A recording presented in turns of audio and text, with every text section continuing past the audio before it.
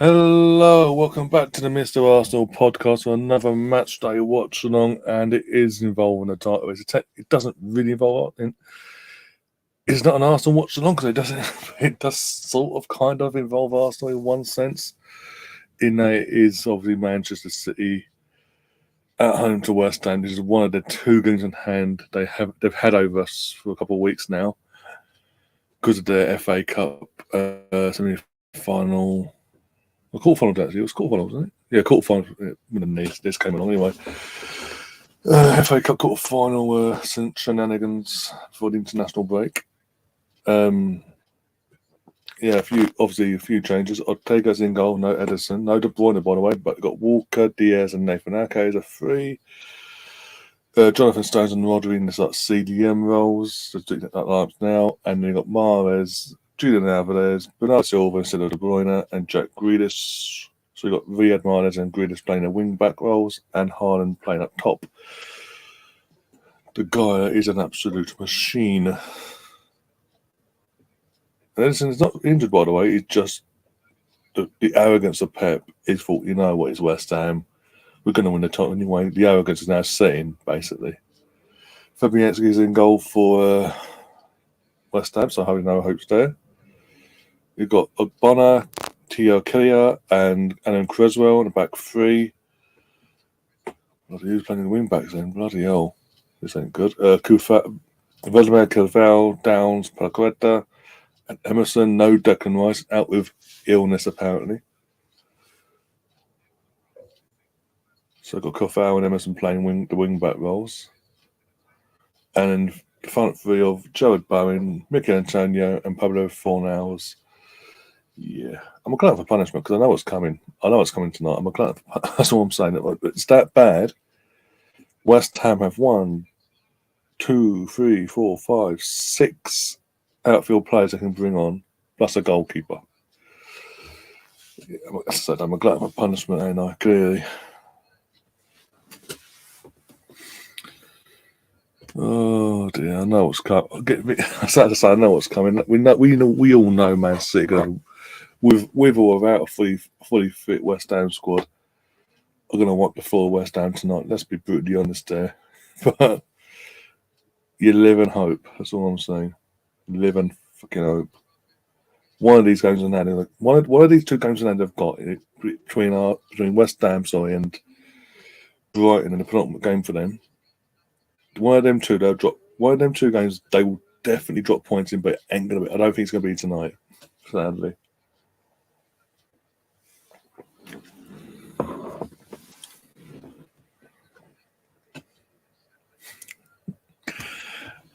Pretty much, Colin. Pretty much. How you doing anyway, Colin? We're keeping well, but yeah, that's pretty much as it is.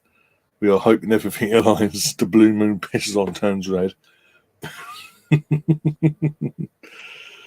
Oh, West Ham. As I said, I've mentioned numerous times. I've got family. My granddad, my uncle, my cousin, all West Ham fans. So West Ham do pull off a miracle tonight, especially now with the injuries they have, or say injuries, the illnesses to their squad. I'll love West Ham forever. I will never say a bad word about West Ham ever again, no matter what. But I don't think it's going to happen. Ridgey's in the chat. There's a hate this note of 9 other teams while we failed to do our job. I hate it as well. I don't like it. I'd rather we've done our job we finished the job against Liverpool. We played at Anfield. I'd rather we've done the job there. I'd rather we finished the job at West Ham as well. I'd rather we hadn't done what we did against Southampton at the Emirates. But because of that, we are in a position where we are in this position we don't want to be in terms of relying on other teams to help us out for 1 or 2 games. In the meantime, we've got. In the meantime, as long as we're hoping, we've also got to hope that our own team does their job now in the last 4 games.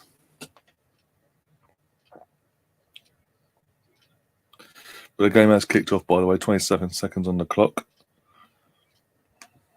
Get the old scoreboard up. Bear with me a moment. Oh, this the one? No, that's not that one. That's the wrong one from Saturday. It's gone.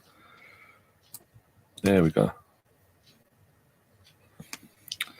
See how long this lasts. You know what? I think this is how unlikely it's going to happen. By the way, if West Ham score, be it an equalising goal or they take the lead, whilst they've got that goal, it's like 1-0 or whatever, or 1-0. I will change the channel colours to claret. Say that. Oh, easy shot for Fabianski against Alvarez.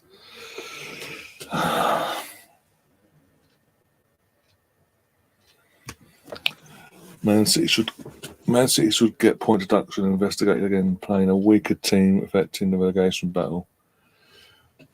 A weaker team in the hindsight in terms of obviously they go to the Edison and obviously De Bruyne is injured all of a sudden. And then since he played Arsenal, suddenly he's injured. Okay. And amongst other things. But for them it's not really a weak, apart from Ortega, it's not really a weakened team, is it? But I get your point. Rules are rules, but they're not the first thing to do it. All the teams do it nowadays. I've seen people in the group chat on Twitter going, "Oh, West Ham are safe." I've looked at the table; they're not realistic. They're not. They're 4 points clear from 18th as we speak. Before the game kicked off, now currently 3 as it stands. So again, they've got something to fight for. But again, no. I think out of Man City's next 2 games, between obviously West Ham tonight and Leeds on Saturday, I think this is a more realistic one to going into it. This is the more realistic one. You could possibly see some sort of upset of something, a draw, or West Ham nick something of a win and confirm their safety as well. Whereas Leeds, we know Sam, even though they've employed him today officially. Sam Allardyce, he's got charged today and he's been an arrogant prick already. They're not. We know he's going to go. It's Man City away. We'll write it off. We'll take the risk and write it off basically, and go for the last 3 games, all that bollocks, and let Man City go pump them left, right, and centre. Again, I'm setting myself up for that one on Saturday. But already, 3 minutes and 10 seconds in on my screen, and like last week, Man City haven't. I've been allowed to have all the ball because of what West Ham are. And yeah, I've even tried. I've even rooted out one of these bad boys to sort of connect with the West Ham. I know they called this a red card, but technically West Ham colours basically. So sort of, wheel something into fucking into existence basically. Oh dear.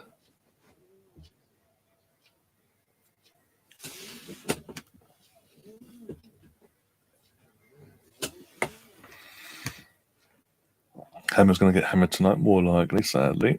But again, I don't like us being in this position. I'd rather us have to fight at least 5-point gap still, and then be chasing us with these games in hand.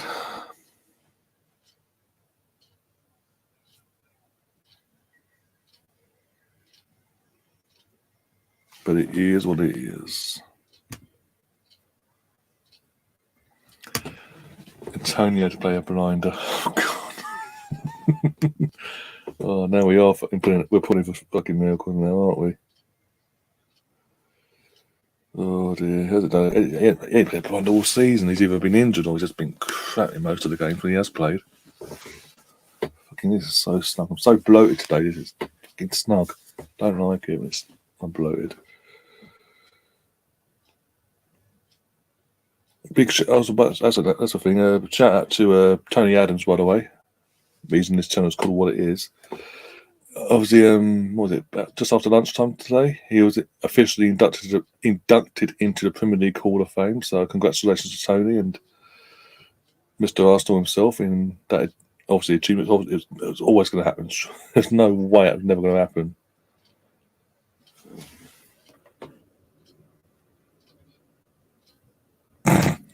Okay, there's more chance of Antonio playing a blinder today than fucking Bamford. Jesus Christ. He had one good season in the Premier League with Leeds, and then since then he's either injured left, right, and centre, or when he does play, he fucking misses the fucking easiest shot in the world. Could be a yard out, and he'll do a young Jan van Dal Thomason, fucking Denmark striker, 1 yard out, over the bar. Go on, West Ham, come on. Get your foot on the ball. Let's mess about with it for a bit. Let's play with it for a bit. Let them work for it a bit. Big up, Tom. I wonder who you want to win tonight. In your predicament. Oh, bloody hell, it's bloody tight, isn't it? It's snug tonight. Fucking, I'm black bloated. Jesus. It is what it is, though. As I say, I've got to will something into existence, so I've got to wear something sort of colour-wise that resembles West Ham, even though it's an Arsenal shirt. Oh, dear.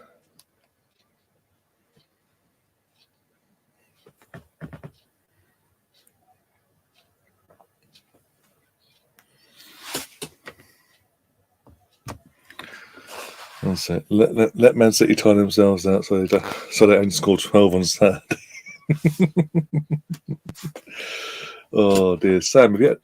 Tom. Sorry, have you actually watched Big Sam's press conference today and what he said? Okay, I knew he was arrogant, but bloody hell, comparing himself to Pep Guardiola, Jurgen Klopp, and Mikel Arteta, saying he's amongst the best managers in the world, basically. Even now, and he's not an outdated manager. He's still a top manager, basically, like a well sought after guy. Like, mate, you're literally sought after for saving teams now for a few games, and then you're binned off. You can't even do a full season, at least a full season at one club anymore. But yeah, you're along the lines of Pep Guardiola, Jurgen Klopp, and Mikel Arteta. Okay, cool. Okay, now. If I've been there, I've been a fucking right smack around the head.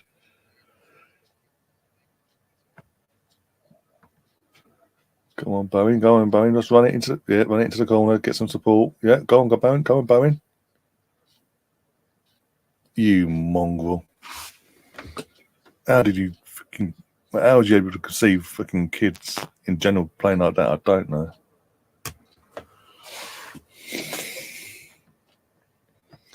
I saw he said if he gets 2% out of each player, he'll improve the team by 22%. He's more. It'll be 2%.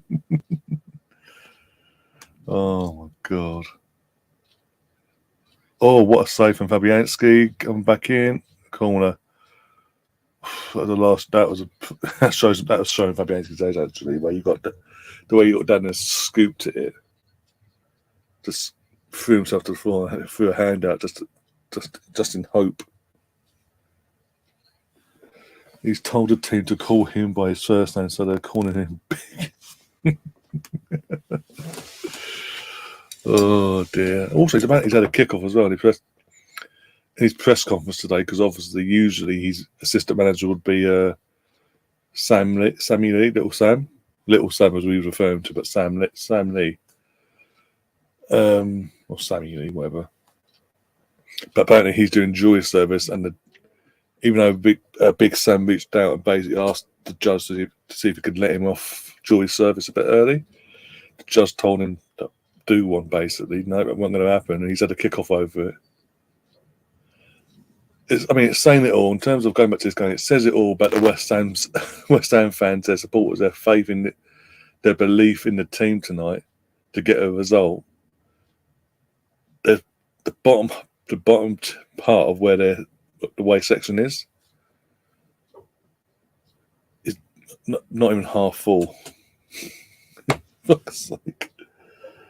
Oh dear. As I said, I'm a glutton for punishment. So yeah, Liam was meant to be joining us, but about 10 minutes before we were going live, obviously his dinner was getting cooked and all that, and then he was going to come on around half past, half past once he's had dinner and cleared down and all that. And whilst he was waiting for dinner, he went on the old treadmill at home and pulled his hamstring. So yeah, fantastic. So bloody hell. Oh dear. Hope he recovers ASAP. Oh dear, that's gonna be a bastard to ease off.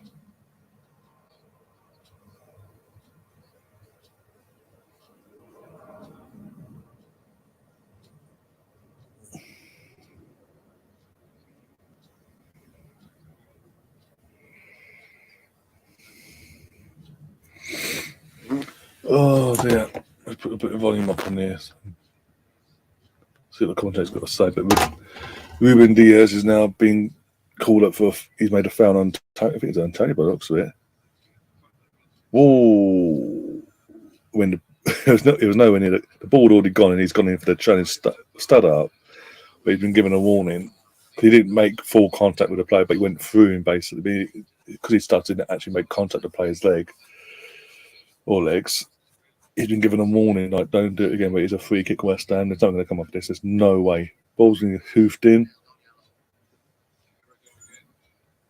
Yeah, nothing came of it. Literally fell to, I think it was Rodri, and he headed it back. Grealish was there, shielded the ball and hoofed it out for a throw-in. Leeds United will beat Manchester Blue. Manchester Blue, bloody hell. Again, like I said, we've mentioned it before, that shows our bloody age and say Manchester Blue. Mentioned Manchester Blue and Pez. Oh my god, why they had to change the name for that and go with what it's called now is beyond me. Pro Evolution Soccer. Go on, West Ham. Oh bloody hell! Cole has got to be booked for that, surely. Or Gary Neville's on co-commentating, bloody hell. Oh, by the way, got to love Sky Sports. I always call them out for this, and I'm going to do it again. It's Man City v West Ham. And usually I'll get a pundit for at least one pundit each for both teams to represent you. Tonight, we have a Mika Richards, Man City, and former Man City women's player, Eddie Christensen, as the pundits. No West Ham representative whatsoever. Because that's not biased, is it? Fucking 4-0. I really don't make 4-0s. It's things like that don't help his case either.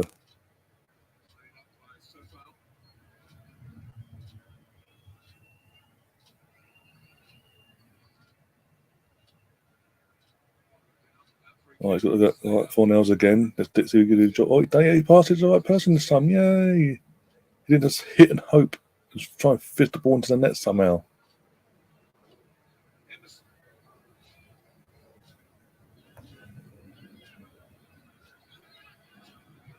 Got a warning right now. Find memes of people falling off treadmills. Oh god!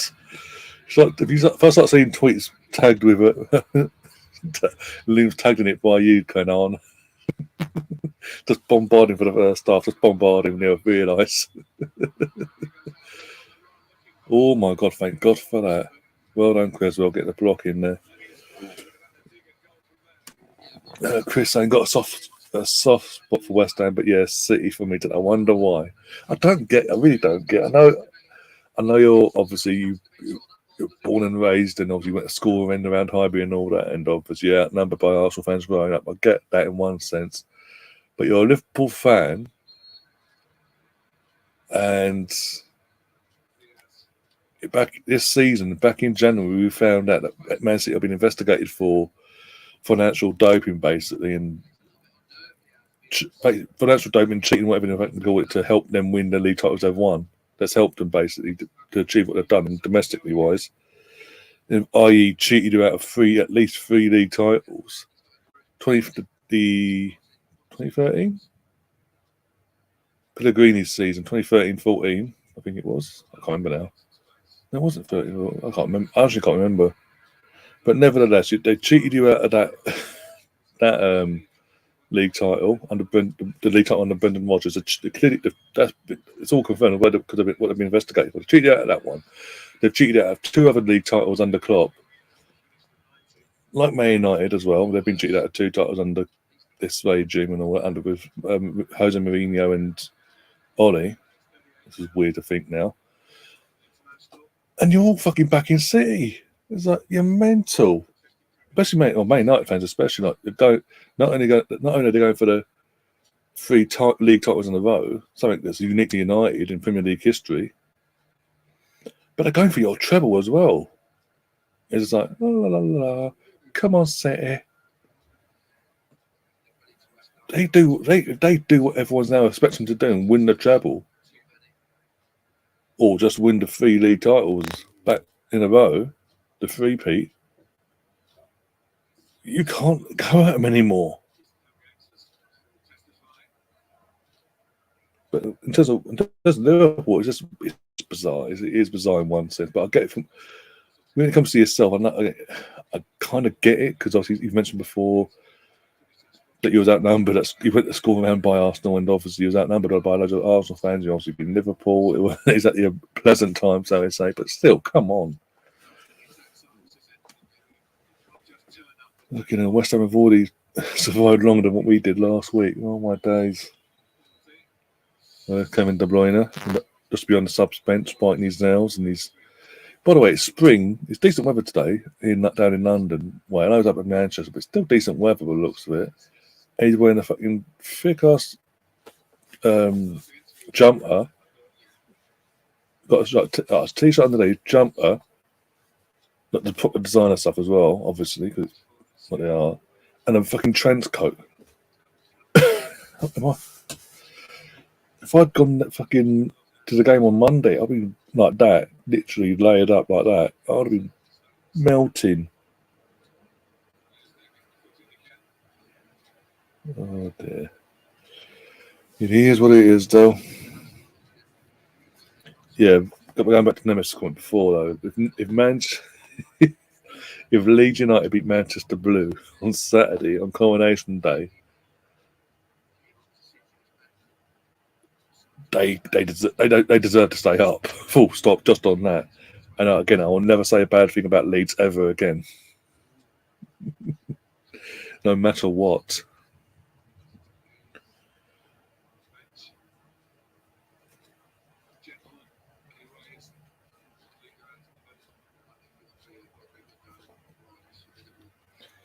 No matter what.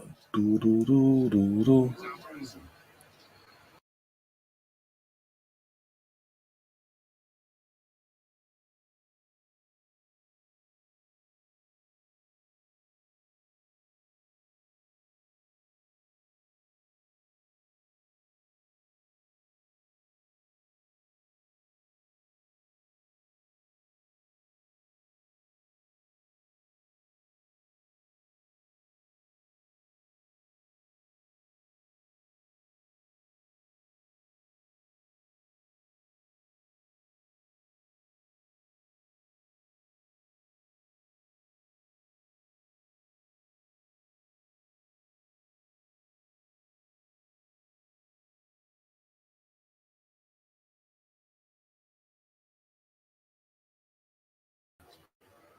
Sorry about that. I'm back. My microphone decided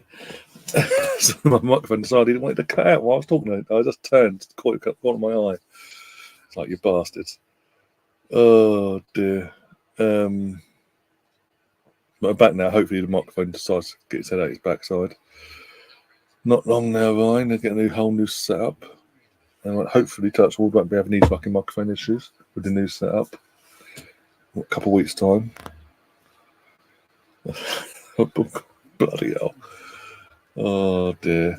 But evening, Sam. Seeing you in the chat. Big up, Sam. How you doing, my friend? I'm here to ensure sensibility and humility. Okay, yeah, okay, of course. Oh dear. I smell a goal coming. Oh, go away, BX. Don't say that. With Man City on the ball, you're saying that. I'm not liking that. I'm really not. Oh dear God. I might cry.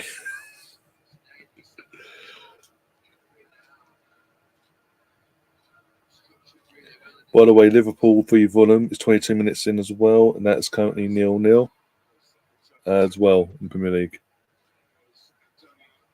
Go on, Antonio. Run it into the corner if you have to. Don't run it off the pitch, you moron. Put it into the corner off the pitch. Jesus Christ.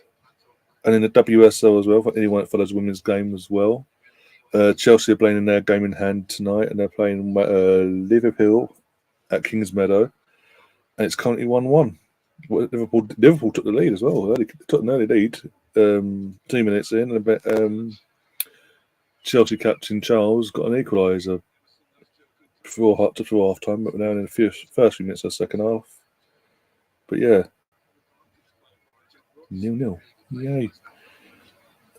So if we'd win on, as it stands, it stays like that, and we win on Friday, 9:40, 41. Ooh, okay, come on Liverpool. Come on Liverpool women's team.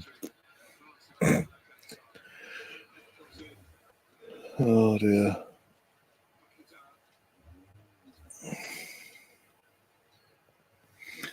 Chris, would rather be here than watch Liverpool. So you're not even wrong. Jesus Christ. I didn't even realise it. I literally completely forgot. Because they ain't mentioned it. Honestly, Sky have not mentioned. The only game they've mentioned today was this game. I didn't know Liverpool were playing until literally an hour ago. Oh my days. You got to laugh though. You got to laugh. Don't you cry. I'll keep them updated anyway. Anything happens, I can keep them updated. Well done, Ogbonna. Well done. Throwing your head in there. Getting out for a goal. I know you've got to invite the pressure on a bit more.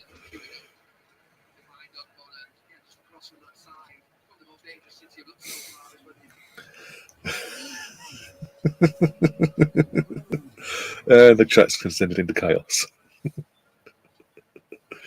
Oh, my days.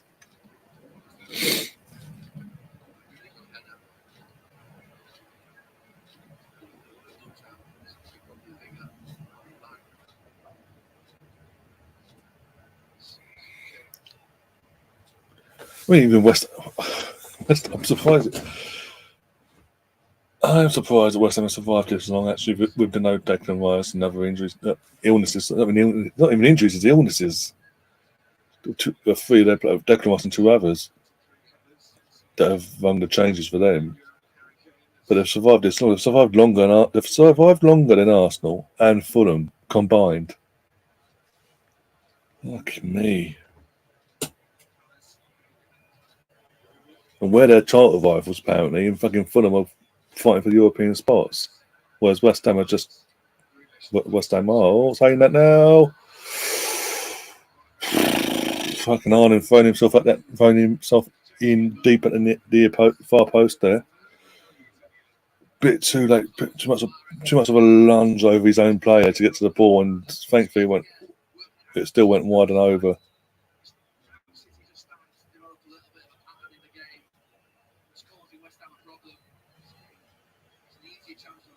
Okay, we never saw the wank over Man City shock horror. Oh dear.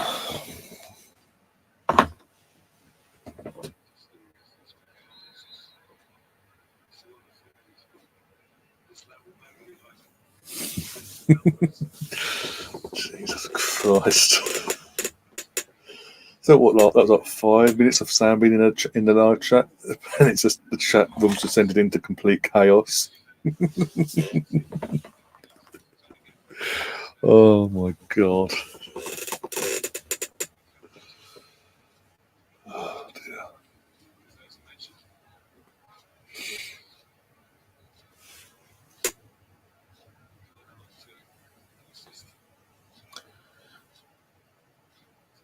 So he needs 14 more goals to beat Dixie Dean's all-time record of goals in the season. Fucking hell. Okay.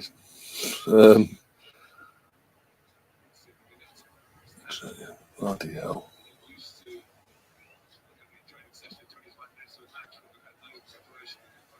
No, in Holland that'd be doable for the amount of games they've got coming.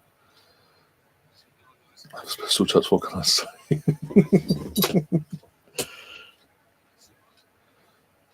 Sam saying City must drop points at some point. Surely, logically, law of averages with the running. Again, the teams have got to play. Obviously, they're playing West Ham tonight. They've got Everton stuck in the middle. Everton away is going to be an interesting one, actually. But obviously, they're playing tonight. Obviously, they're playing West Ham. They've then got the easy game. Sorry, Tom, but the easy game of Leeds. Let's be brutally honest there. Then they've got Real Madrid. I don't know if it's home or away the first leg. But slap bang in the middle of both legs, they've got Everton away. That's always been shown to be a tough place for them to go to. And Everton are fucking scraping for their lives at the moment. So potentially that something could happen there. Potentially, I'm not saying it will, but potentially. And then they've got Chelsea. Well, we know Chelsea's going to just fold like a pack of cards. They've got Brighton in the penultimate game of the season away, and Brighton are fighting for European spots, the highest they can in all the European spots they can get. And Brentford as well doing the same thing in the last game of the season away. I think there's another game I'm missing. There is another game I'm missing amongst all that league-wise. But I'm just mentioning this. Yeah. The easiest game they've probably got after tonight would be Saturday.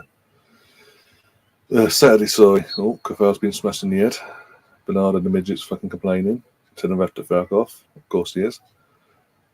Yeah, and then as I say, that Everton away has always been a sort of dodgy game for Pep with Man City over the years since he's been there.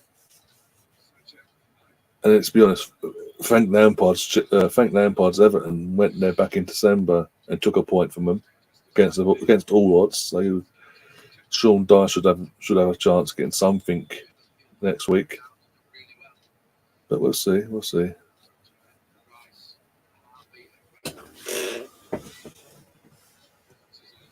Oh, okay. I'm literally seconds. I'm not watching. I'm watching this on Sky Go, so I'm praying that I'm praying something's happened that's good, far from our perspective anyway.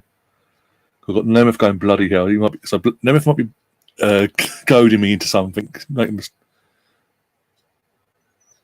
Oh, it's that. If it was a clearance, then why is Edison not in goal? Arrogance. As I said at the start of the stream, Chris. Arrogance of Pep is coming to the surface now. Because it's technically in their hands, even though they haven't played the game. It's technically in their hands. Technically, the arrogance has come. His arrogance now has come racing to the surface.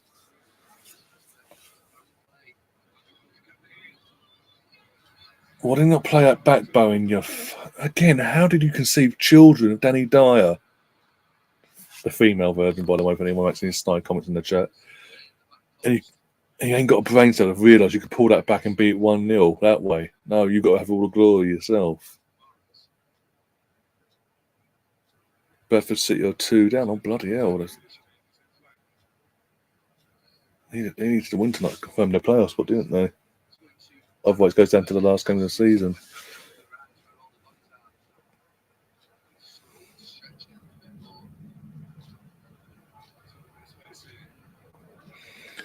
Oh, exactly, Sam. Me and Mr. Tom was talking about this last night, actually, in the Arsenal game.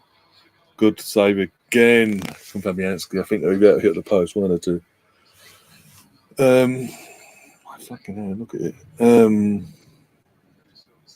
we were talking about it last night, and as we were talking about it, we were talking about the B-rated managers, the C-rated, and all that. And Alan Pardew got brought up, and as we were talking about we brought up Alan Pardew. Been like 2 minutes of that being brought up.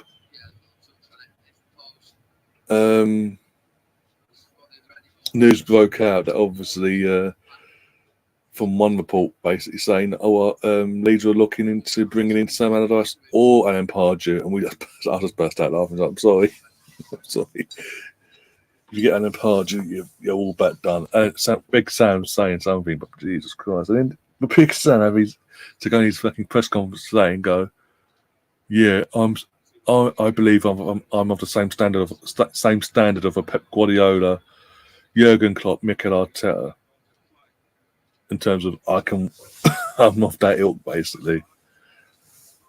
I'm not a dinosaur. My tactics aren't outdated. Clubs still want me. Yeah, the clubs want you, but they want you for the last knockings of a season to save their club."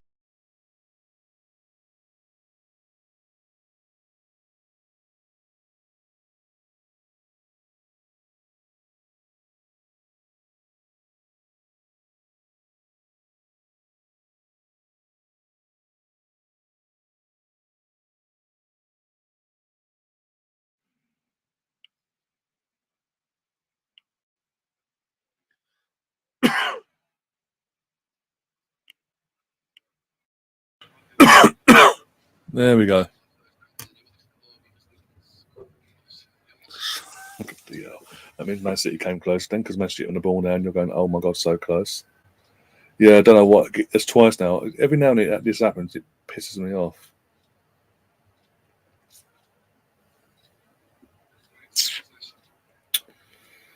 Oh, dude. The fact you said that, I know the Man City chance coming.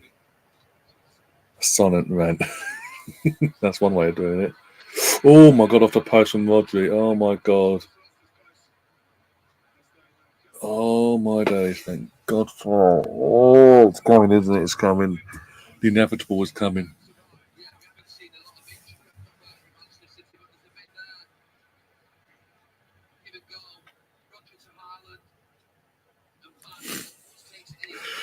Oh, Sam, I can't even read that out. Bloody hell. City are toying West Ham like a lion plays with his food. That jersey you have on is my top 5 best Arsenal jerseys. I've got fucking 3. Look, I ain't got one of these. I've got fucking 3 of these as well. Plus the one that's signed behind me as well on the frame there, next to the 89 shirt. But I was genuinely, I got. I think I've said this before. For my 17th birthday in 2006, my mum got me this and I think the training top and this Arsenal training jersey. It was yellow and bit and all that malarkey. But anyway, and then so I think so. Yeah, it was that, and then.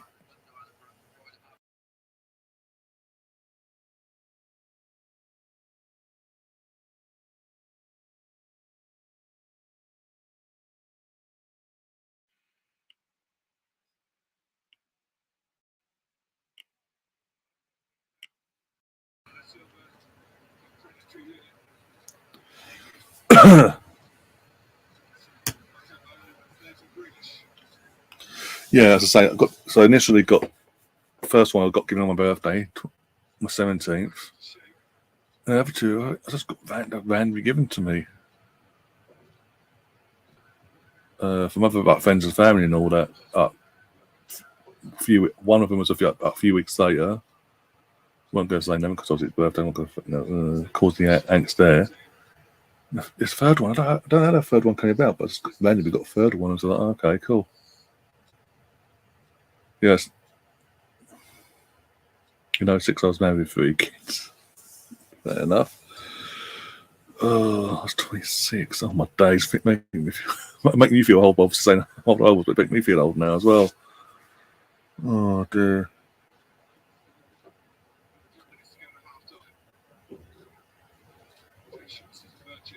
Can you hear, guys? Can you hear me? Thumbs up in the chat if you can hear me still, because I've checked. He did say the sound was working. Thank God for that. Yeah, Man City is starting to turn on the afterburners now. Turn up the ante.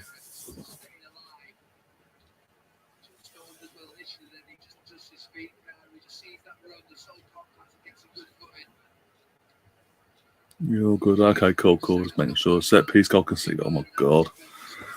West Ham 4. Few assists this season. Now you say that. Oh my God. Oh my God. This is what I mean. I don't like being in a position where I'm relying on, like, with all due respect to West Ham, I don't want to be relying on West Ham in a situation in this sort of situation where, we're needing them to do us a favour basically to get us the advantage back. There's a foul off the ball. What the? Okay, Fornell's got dragged down to the floor in a headlock. Genuinely off the ball, headlocked, dragged to the floor, and the ref blew for a free kick to City. Wow. Okay.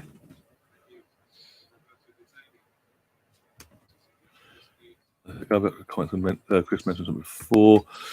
Chris saying, the Arsenal marble halls, not walls.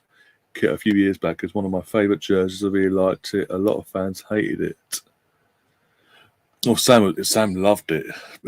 Sam absolutely loved it. What was it you nicknamed the nicknamed that kit.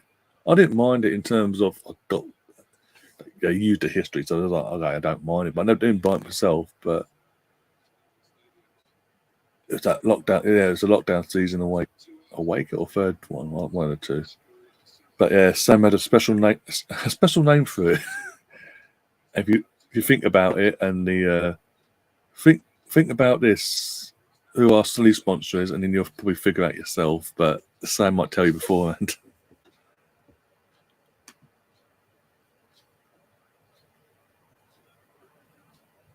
I'm not going to say nothing to that comment, Stephen, yet until half time. Because I ain't saying every time someone says that in the chat and I verbally say it, the worst thing happens. And I'm saying it now. Oh my god.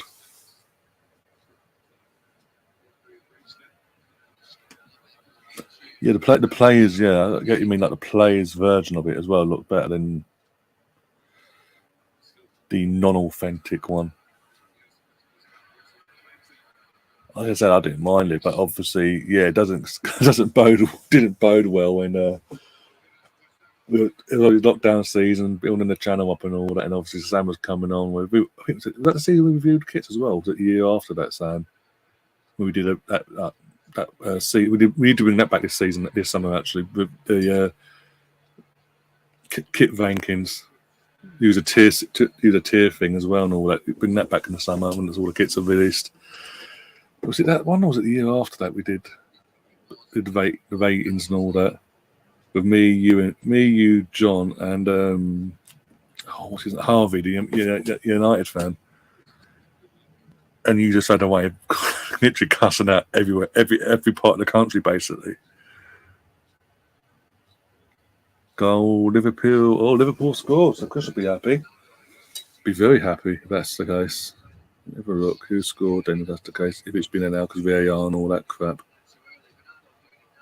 Salah. Salah. Oh, Salah's actually scoring penalties now. All it took was... So basically, for Salah to start scoring penalties again, all it took was to get a penalty against Tottenham to get his confidence back. Okay, now. Running down the wing. So the table as it stands for the top four is Liverpool in fifth on 59 points. And that would... And they got 30. They played 34, whereas Man United played 32, so still need United to fall off a cliff, basically. Shut up, Gary.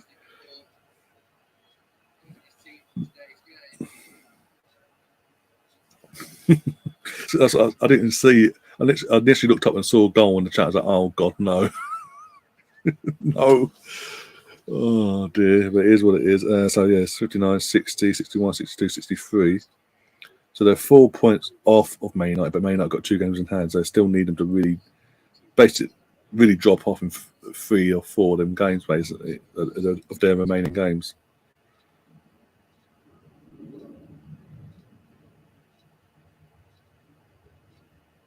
Oh dear, you got to laugh.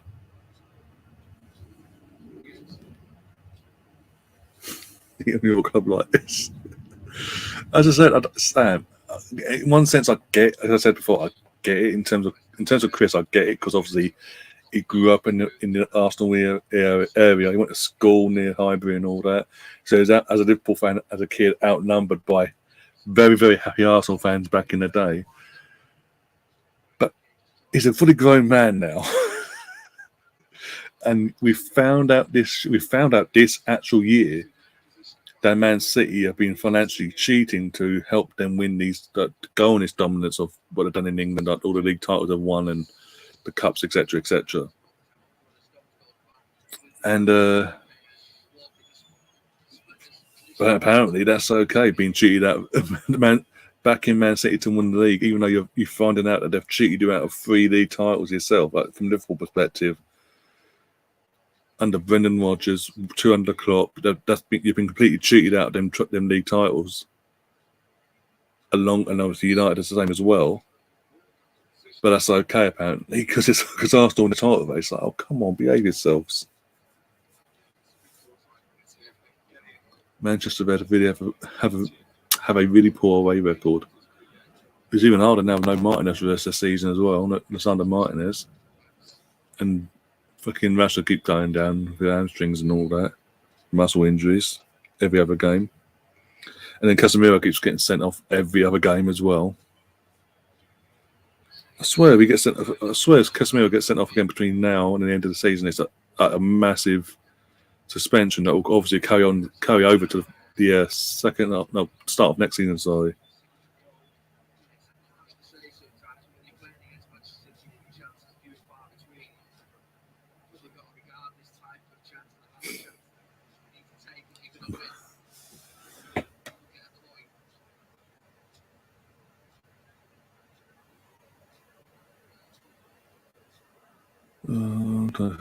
Chat.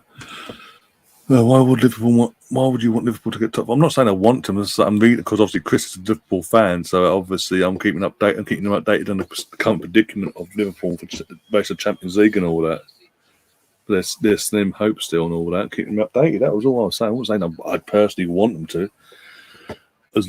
As long as Tottenham don't get in there, I'll be happy because then we can go with the advertising of the only club next season to offer Champions League football on Tuesday and Wednesday night.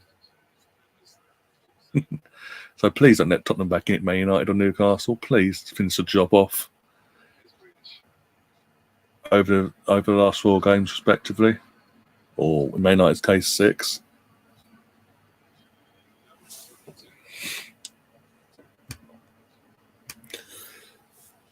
The most important thing is that most of my family and friends who are gooners are feeling sad. That's what I want. Oh, you're so nice, aren't you? You're fantastic. Who wants enemies who've got friends and family like you? I don't care about Chelsea result. Where was it when it really matters? Pressure got to certain players and it cost us. Oh my God! No. Keep going. Hopefully the ref and the VAR don't call that back because that did not look good. West Ham, what you're playing at? Jack, get up, you tart. I mean, it did look like Haaland just threw himself to the floor, but you know what VAR is like.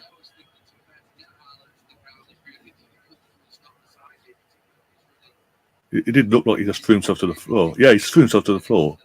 But you know what VAR is like with Man City. They shouldn't be feeling sad for the best season we've had in a long time. Yeah, again, Sam. Yeah, you got a good point. And again, it's not. The thing is, it technically isn't over.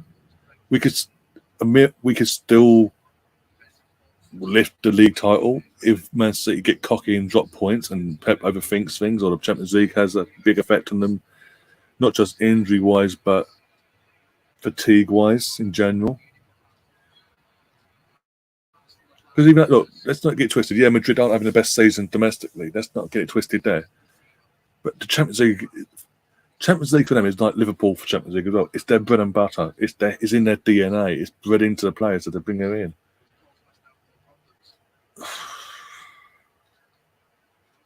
And with the news today that they're in talks with Dortmund to sign Jude Bellingham as well, Madrid.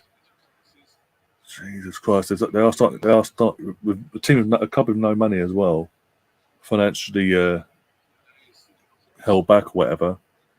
Finding a lot of money to fucking spend on rejigging their team now, their squad, so they can actually move on the likes of Kroos and Modric and all that. They've already got Camavinga, and they've got Camavinga. Imagine having a midfield of Camavinga and bloody Jude Bellingham. Sorry. Jeez. BX and I hope we win the Champions League. Anyway, Sam. I will, in terms of Champions League, though, guys, I will be covering the Milan derby first and second leg on the channel. The very last Milan derbies with the San Siro as we know it, basically. Apparently it's been knocked down and rebuilt as a brand new state. Even though they refurbed it recently in the last few years, they had it all refurbed inside and all that. They've decided to apparently, I don't know if it's from what I've seen people mention online, they're going after this season the San Siro has been knocked down. and rebuilt at half time. Bloody hell! What first? Didn't expect this at half time. Man City 0, West Ham 0. And as Stephen mentioned about 10 minutes ago, I will say it now. Man City, he said West Ham needed to get to half time with the draw, and they've got there. We have to maintain our part and win our exactly. As long as we do our bit, but obviously along the way, we've just got to hope. Along the way, between now and the season, all these games that Man City have got to play, it can come back and bite them in the arse fatigue-wise and injury-wise, and that they all drop points. And tonight was never going to. Even though we made the game easy for Man City last week, tonight wasn't going to be easy for City in a sense of it's at home. They're in the form. They're on a massive win streak and all that. Especially not just in all comps, but in the league in general. But West Ham, even with the injuries that West Ham have got, they've got something to fight for tonight. They can get a result, be it a draw or even better, a win. They've all but confirmed themselves for Premier League football next season, all but, not mathematically, but all but, with a few games to go. Whereas, obviously, we just went, oh, fuck, it's Man City, bend over. That really pissed me off last week, as everyone knows. We know, the thing is, we know Leeds have got something to fight for, but will Sam get him ready in time to fight, or we just go, even though it's 4 games to go, lads, we're going to write this one off and let him have to win? What's the likely one? Everton, as I've mentioned before already in the stream, Everton away, historically, over the last few years under Pep, since Pep's come in, has been a tough game, a tough fixture for Man City. They struggle. They occasionally lose, or they draw, or they scrape out by the skin of their teeth like they did last year, thanks to VAR. Again, they've got something to fight for next week. And I guess, as I say, that's slap bang in the middle of the Madrid games. So depending on that first leg, Everton away could be very tasty. Put it that way. If the Champions League tie's still up in the air, like it's still close, like 0-0 or 1-1 or whatever, because no away goals, obviously. And then they've got there's someone they've got before Chelsea, after Everton. They've got Everton, then with the second leg, and then they've got someone else. Then it's Chelsea away. Chelsea at home. Their last home game is to Chelsea. Which is probably going to win, let's be honest there.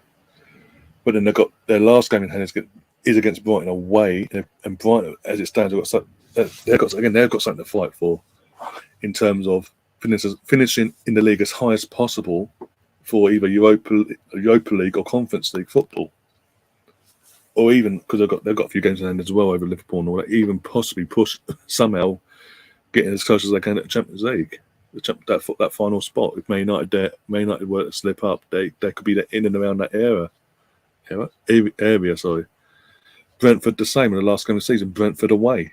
Brentford beat them at the Etihad this season, and they could be a situation where they need a draw or win, Brentford themselves, to secure a European football, be it again Europa League or Conference League. We'll see.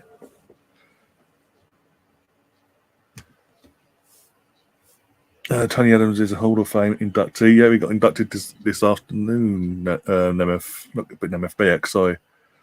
And as I said, I mentioned it earlier, and I said obviously set my congratulations and all that. It's a matter of time, but I'm just happy it's done and dusted now. There's no debate. He's in there along with Rio Ferdinand, the drug take, and a bunch of other things, and allegedly, even though we know, and. Petr Cech got inducted as well. Oh, Bedford City goal. Woohoo! If the fish doesn't open its mouth, it can't get caught. Also, it can't eat, though. Tony Adams, Arsenal's best ever captain. Yeah, I mean, There's no debate on that either. From an Arsenal perspective, there's no debate on that. The only player in England to win, I think there was it 4 titles in 3 different decades. 89, won the league title first league title in 89, then in 91, 98, 2002.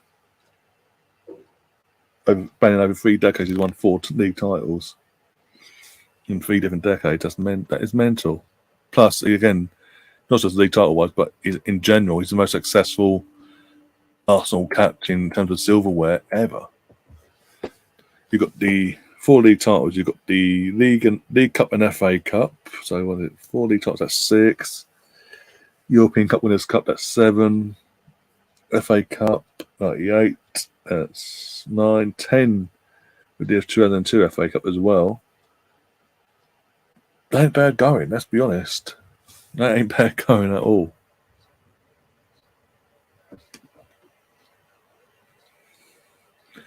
West Ham are folding in the second half like a cheap Christmas card. Oh, don't say that, Sam. Don't say that. You got my hopes up now. I do believe City will drop points. We've got to. That's the thing, isn't it? If we do have to believe that will happen, and maybe tonight, maybe the start of that, maybe. I hope.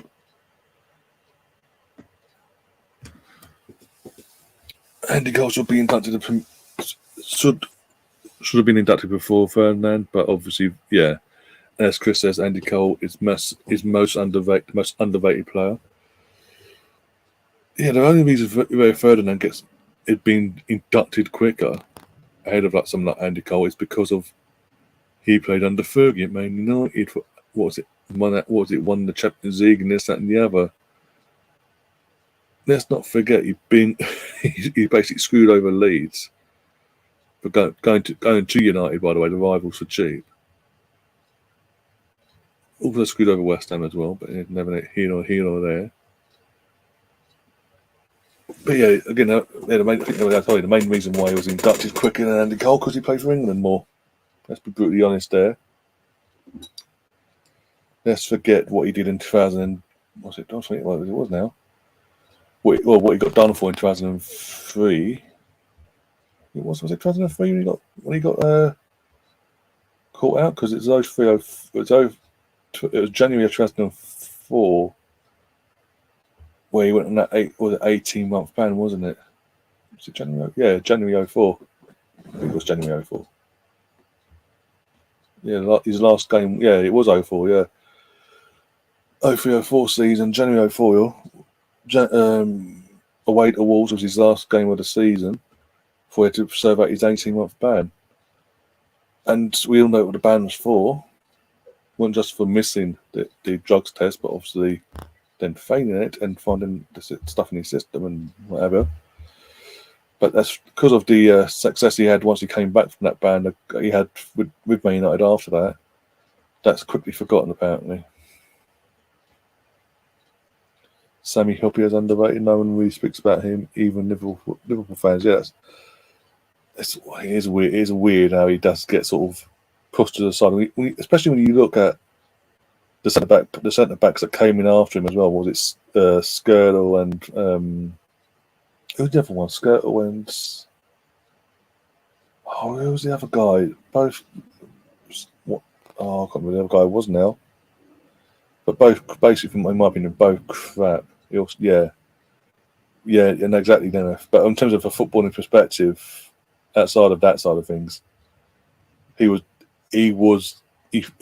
done for not only missing a fucking drugs test, but when he did take it, he failed it, and he had to serve an 18-month ban. Well, was given an 18-month ban, so he got a few months to prepare for it. I think was it the summer of 03?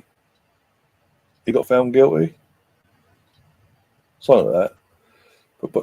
But he got a few months to sort of get ready for it, and then January 2004, his last game for United, that's before the ban, was Wolves away, and they lost that 1-0. Paul Ince of all people with the winning goal. And when I say Paul Ince of all people, I mean Paul Ince at the end of his career scoring the winning goal. against United. Did us a favour though. Helped us win the title.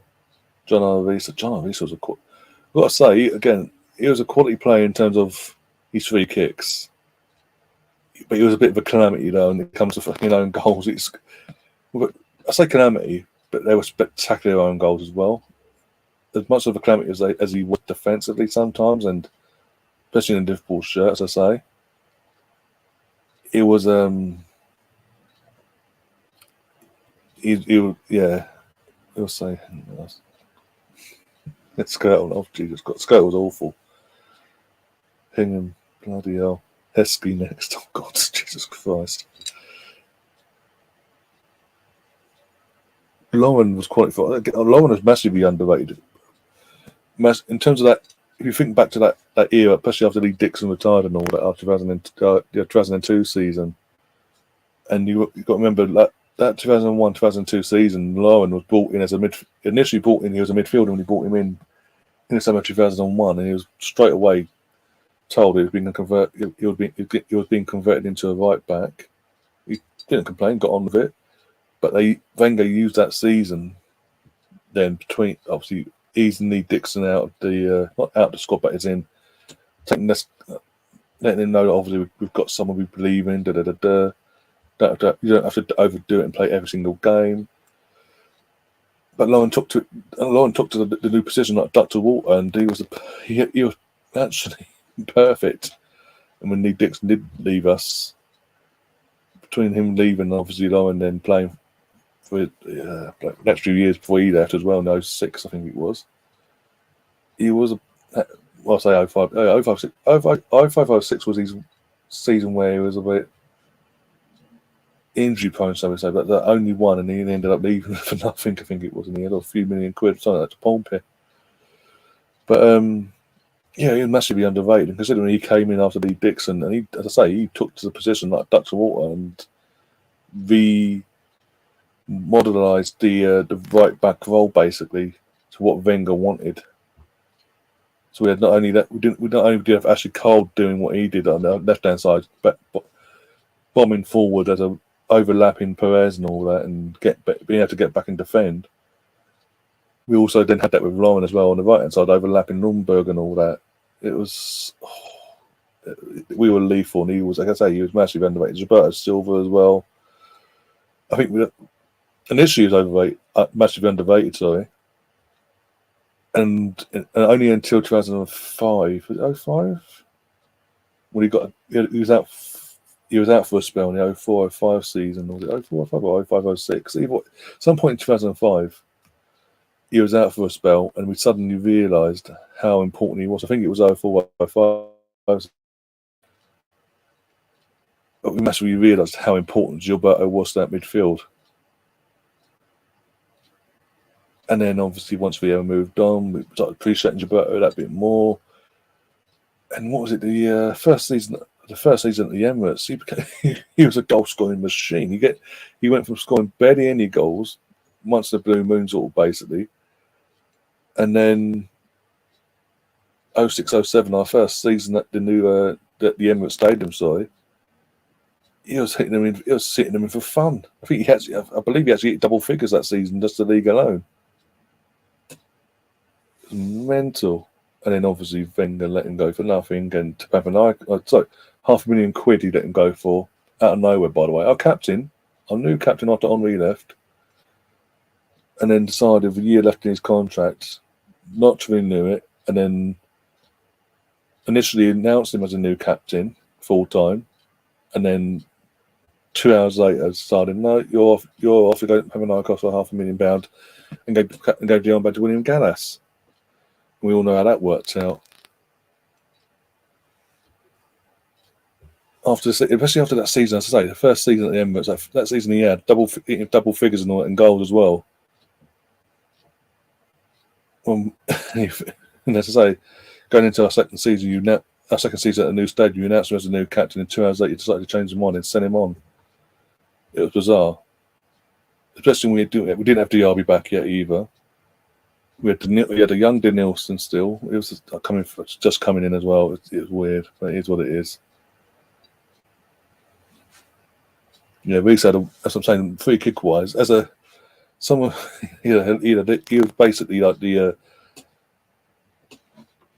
Scandinavian version of fucking Lucas Podolski for left foot, basically. Hammer of a left foot.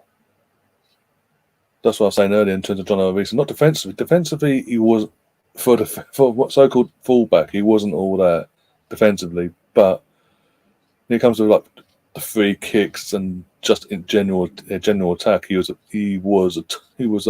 right actually. BXN 0607 was hard to watch. Only scoring against United, the only highlight. Then he was gone. That was a weird. It was a weird season. It took us so long to adapt to a new stadium as well. We fucking constantly drawn against shitty teams. We'd pump like the newly promoted teams like Sheffield United and Watford at home, but then go away to Sheffield United and Watford and lose, or just about win at Watford. Second half's about to get underway, by the way. On my end, I think now, and it's a weird season. The adaptation season, it took so long for us to adapt to the stadium. It was unbelievable. And then we got a nice draw in the Champions League as well that season, the first knockout round as well. PSV at home, PSV away at their gaff, and then at home for second leg.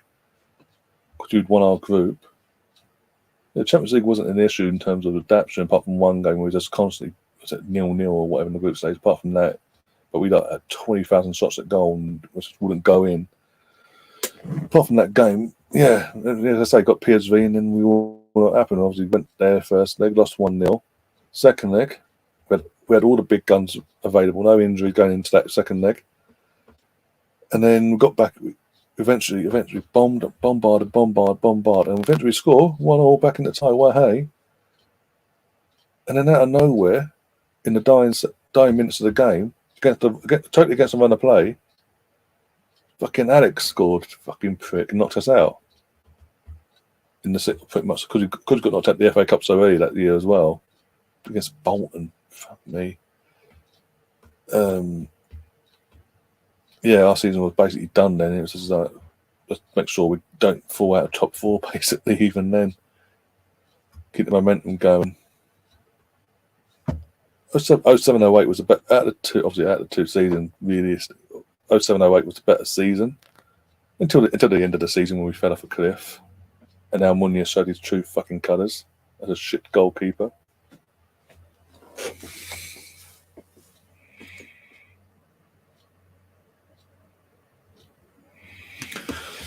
My problem with the Hall of Fame is past greats like Rocastle will be forgotten as they didn't play as many games in the Premier era. For me, it shouldn't be. For me, it shouldn't be a Premier League Hall of Fame. For me, it should be just an English football Hall of Fame. So then the players like Rocky Rocastle and all that won't ever be forgotten, and they'll get recognised for the talent of what they were and what they brought to the English game.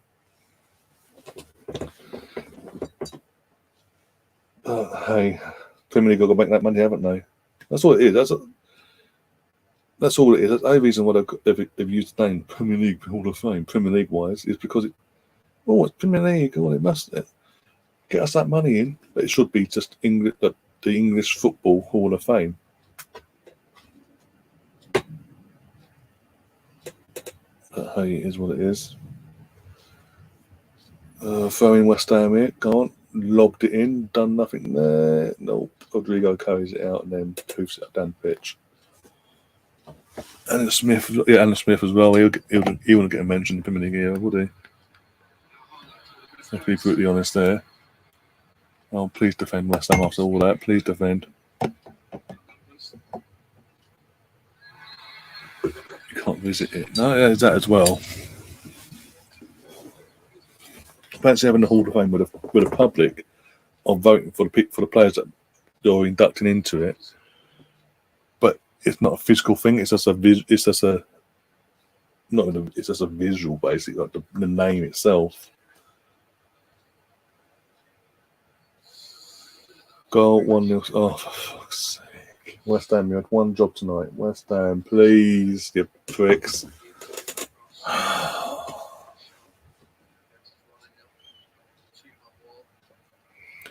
Well, sadly, my phone's not going mental, so they're all expecting it as well. So my phone's not going berserk.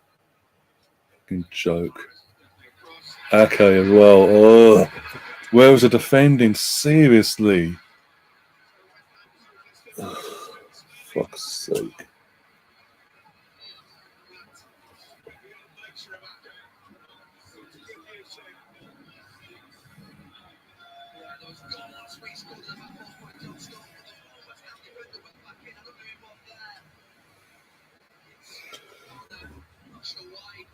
Why was he switched off? Why was Bonner switched off there?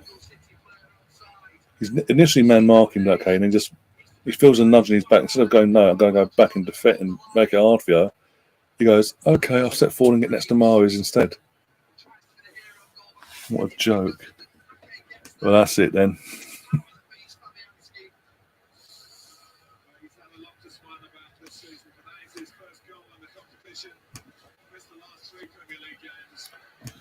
Oh, dear God. 1 second.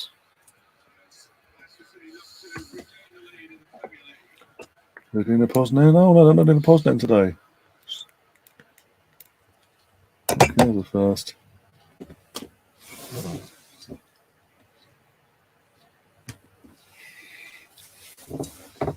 I did my bit, West Ham. Why couldn't you do yours?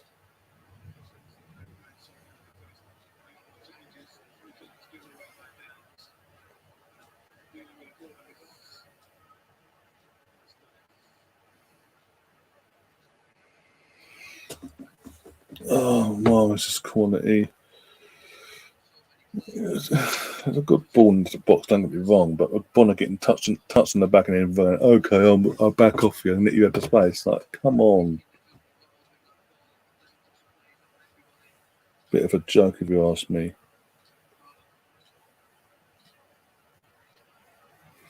As I did say yesterday, I was a glutton for punishment. Now West Ham, Man City smell blood, and they've got that incentive now to go, okay, 2, 3, 4, who do we appreciate? 5, 6, 7, 8.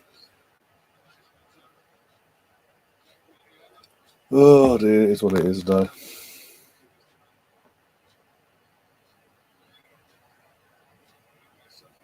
Get rid of it, Kofal. Fucking idiots. Last 12 at home, all comps. Games 12, wins 12, goals 44, conceded 6.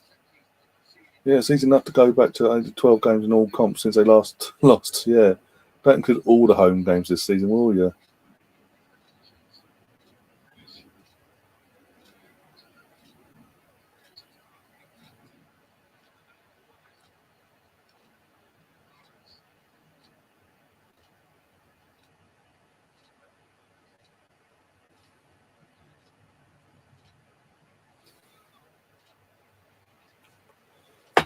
Oh dear.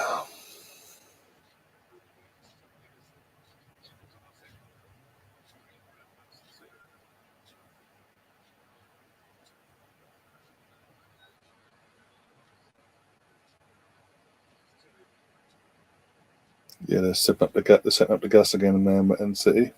Fantastic.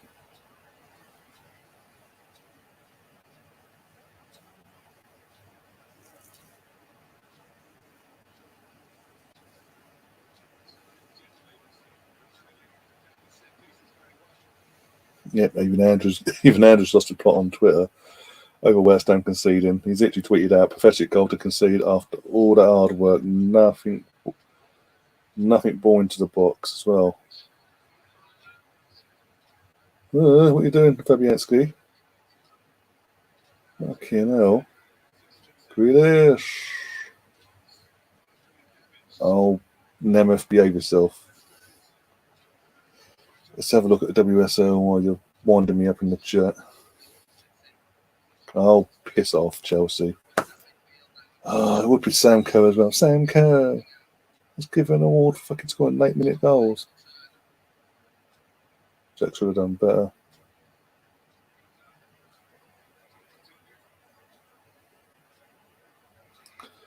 Fucking HLC. Fucking HLC. Fucking HLC. Do, do, do, do, do.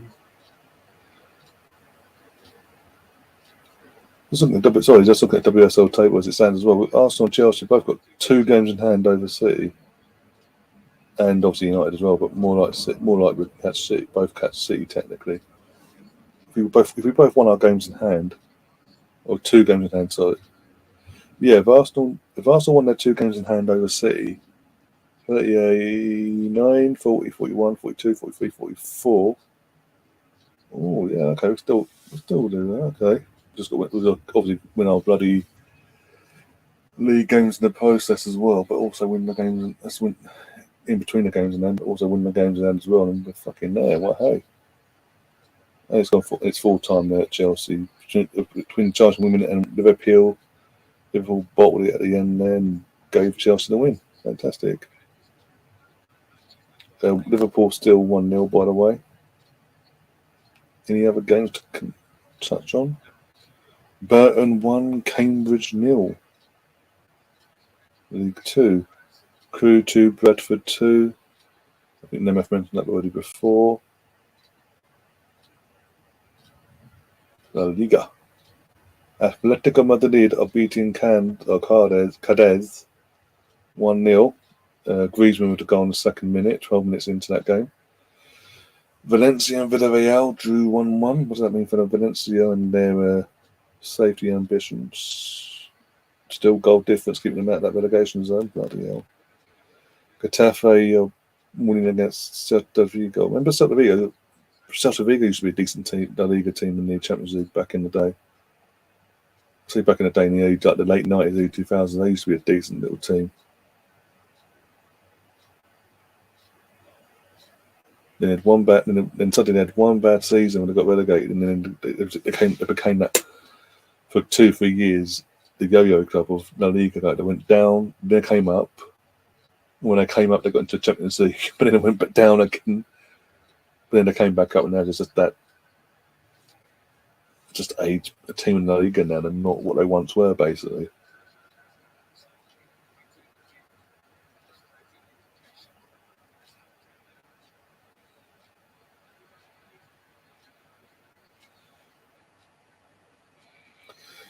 Oh, Tottenham used to be a good team in the 60s. But only at the start, literally only at the start of it, and then they went fucking pants. We've come to know and love of them. Go for somebody because West Ham not scoring in a month for Sundays. Oh, Colonel behave. Not playing like this. I get what you mean. In terms of playing like this, no. Europe's major leagues, most goals 134 for Man City, 123 for Bayern, 118 for Real Madrid, 107 for PSG, 98 for United. Won the ball. But yeah, ever since City scored, West Ham has just dropped off now. Man City have upped the ante. They can smell blood now. They've upped the ante now.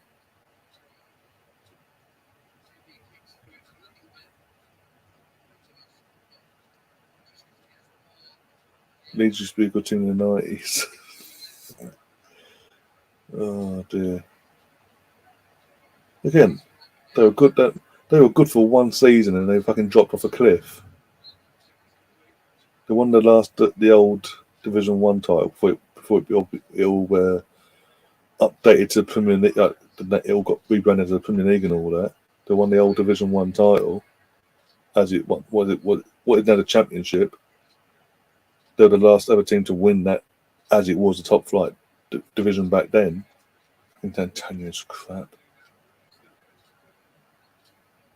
And in the Premier League era, they've been crap. Let's be brutally honest. And even in the late 90s, early 2000s, they would be considered. They were considered title contenders, but they weren't really, because they'd get to around March time, and they're just four off, and there'd be a straight shootout between us and obviously United.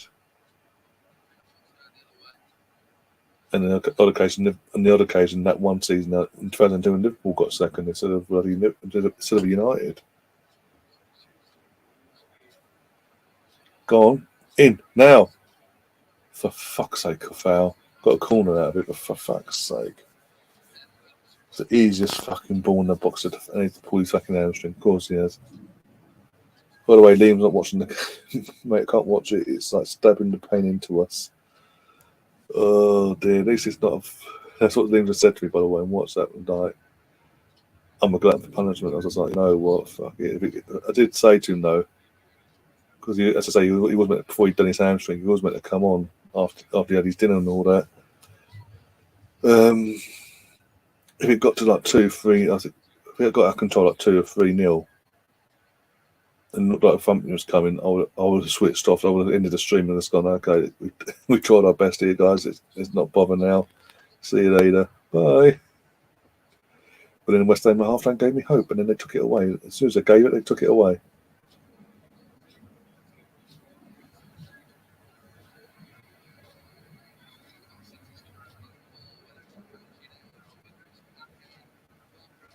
Didn't they win after us and won it last? Jules Graham won it twice. No.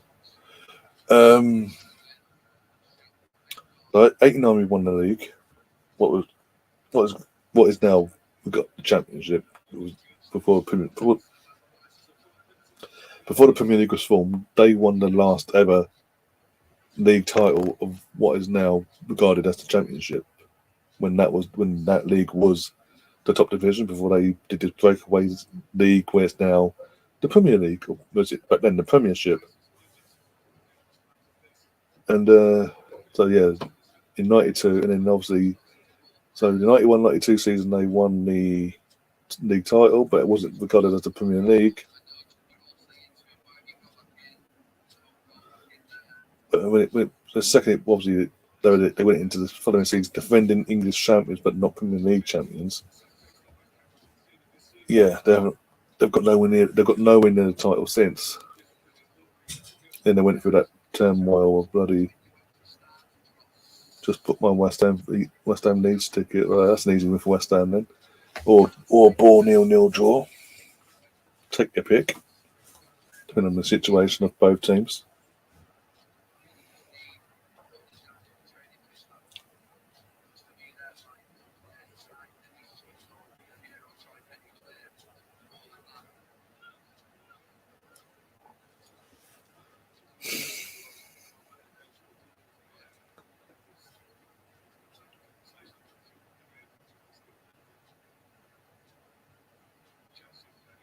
God's sake, West Ham, you are shit. Why have I done this? Why did I put myself through this? Oh, another corner. Yeah.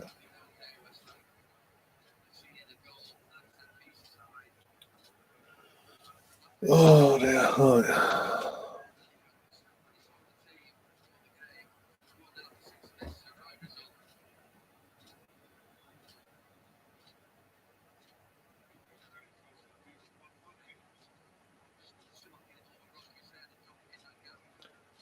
Come on, lads. Come on.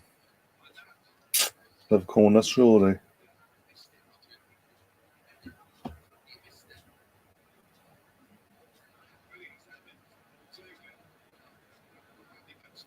Come on, you Irons. Come on, you Irons.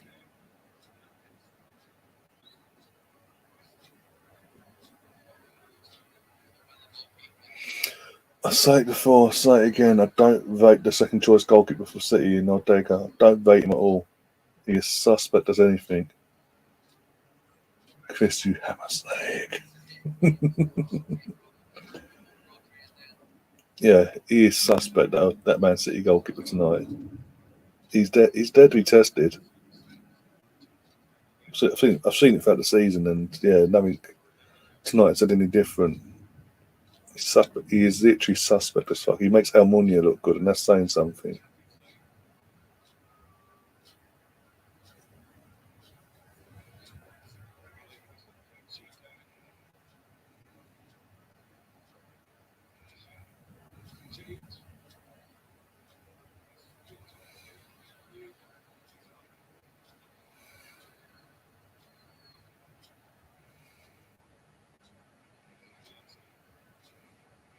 So he won it in 1991, or always wondered who won it after 88, 90.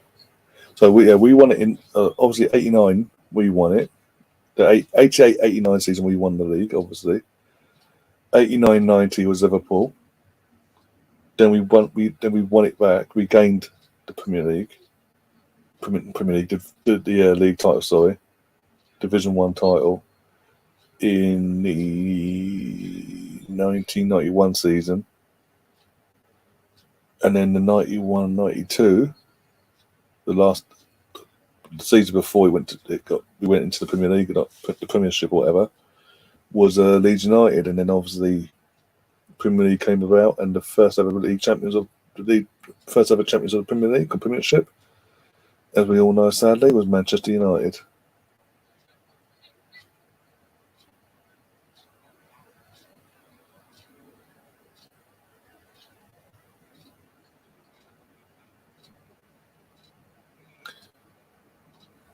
Arsenal, Leeds United, yeah.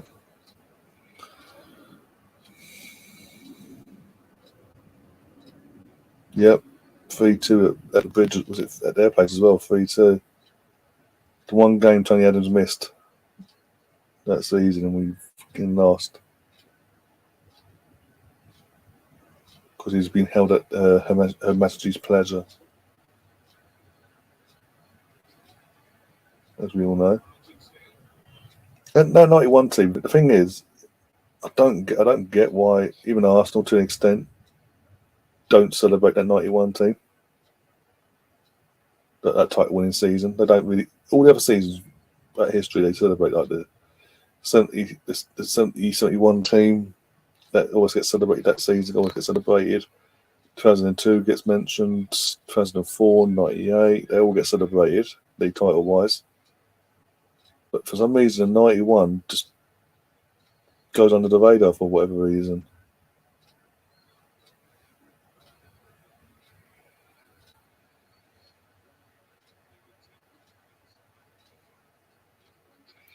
Oh, bloody hell, Danny Ings is getting ready to come on. Kevin Nunn and ringing the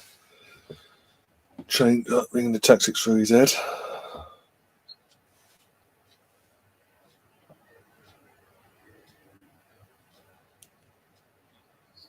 Yay, great free kick. Oh, it's a bloody fucking phone.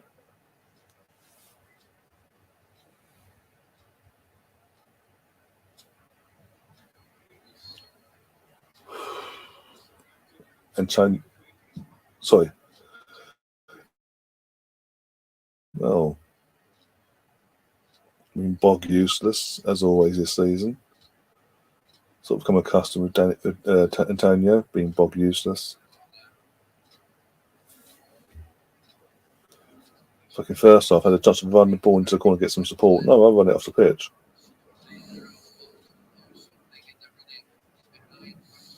Danny Ings is a bit more, for his age as well, Danny Ings is a bit more versatile, I say.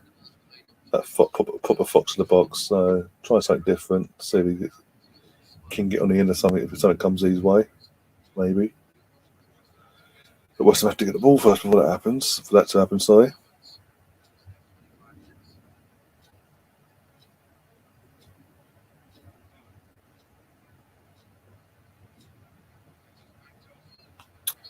Oh, Danny, you piece of shit.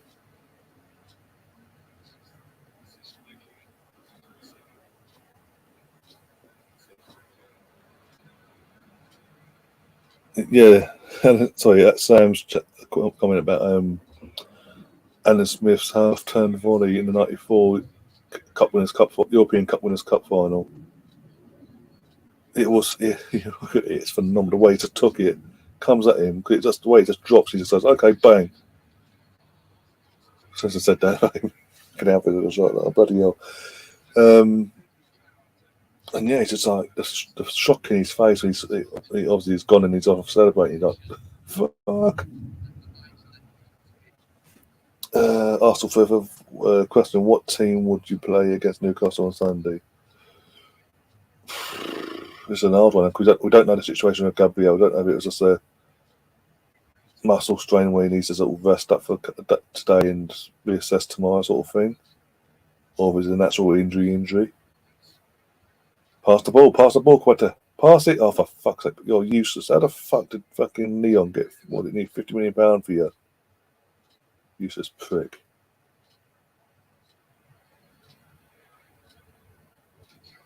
But assuming Gabriel's not injured, it's just that because they took him off in the end, it's just like a muscle thing where he needs a bit of rest today, sort of thing, to recover.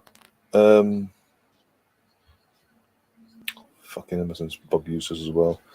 Ramsden in goal, Ben White right back,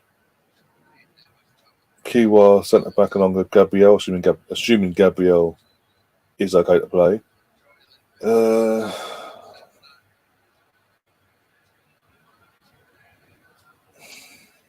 Zinchenko left back, just to start with, see how it goes, and if not, bring Tierney on.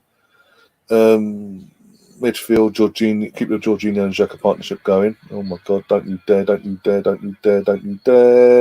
you pricks. You're a bunch of pricks, West Ham. Seriously.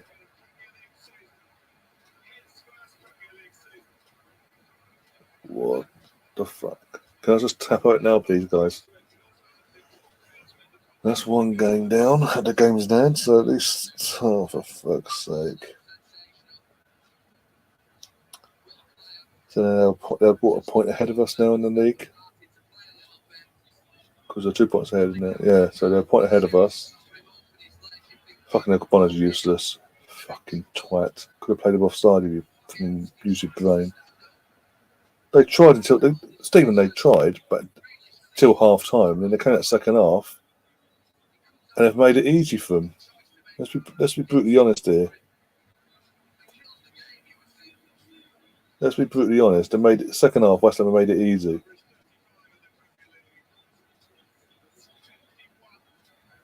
But hey, it is what it is.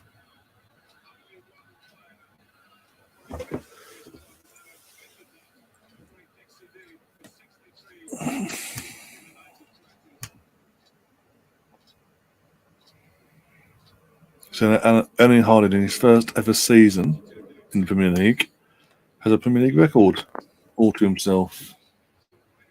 Most goals from a Premier League player in a season, in a 38-game season, whatever. There's still how many games to go?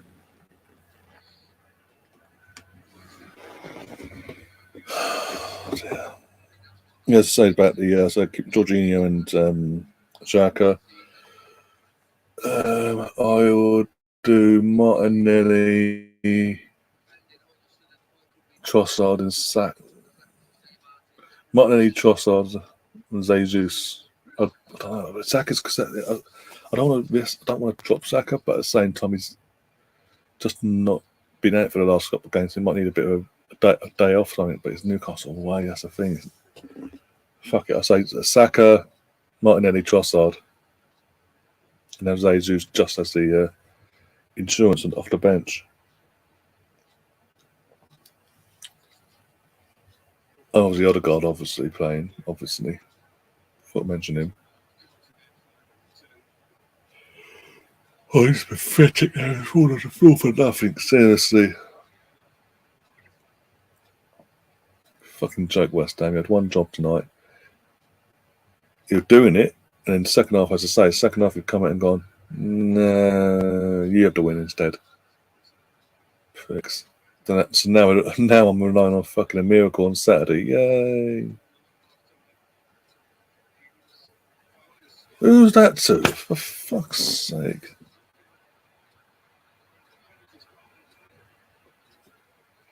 Still not better than Henry. Modern football punishes defenders, unfortunately, yeah. Modern defenders these days are shit. Most of them, anyway. For these lesser teams, are still shit.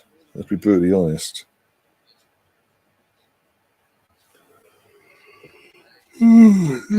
God.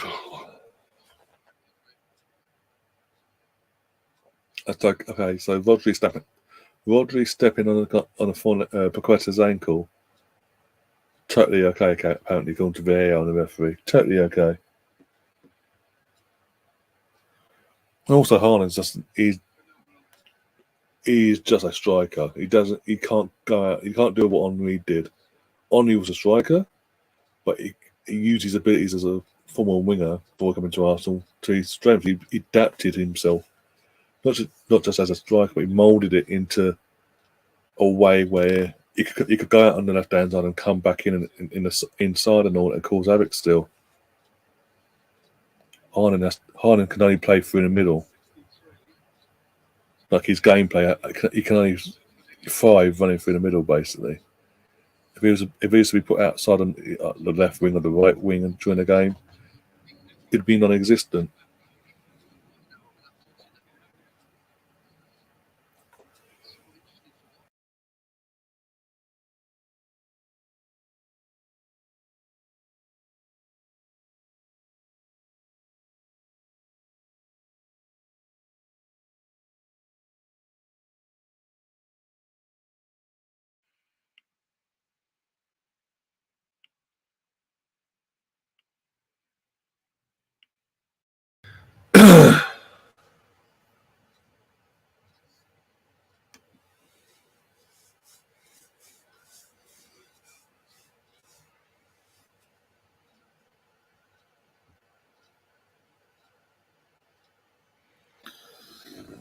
Uh, Roy Keane and Vieira probably not.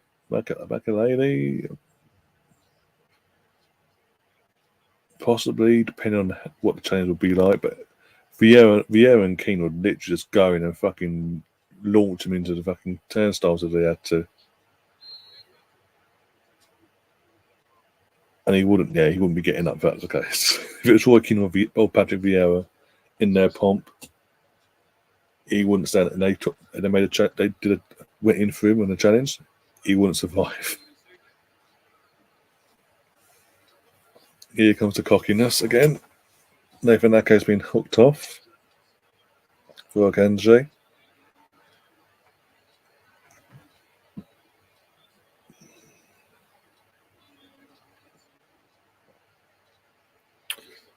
And Alvarez has been hooked off for Phil Foden, sorry.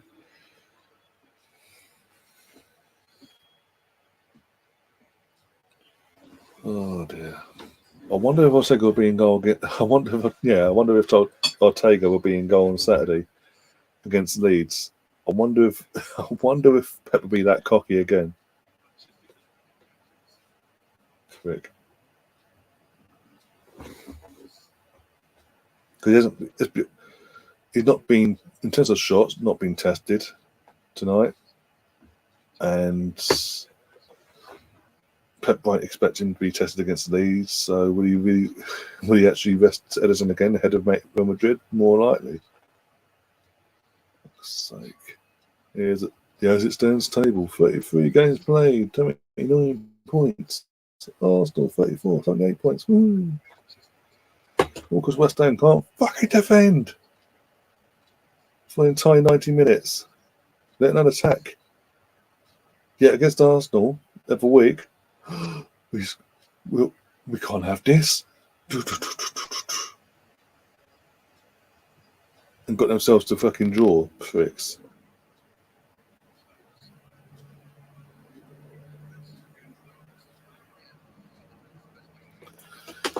Yeah, as it stands at the bottom of the league, though, yeah.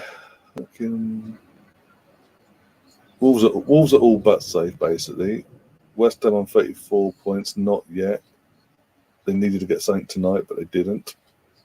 They're not going to, as it stands anyway. Yeah. Ray John Stones into OZ. Oh dear.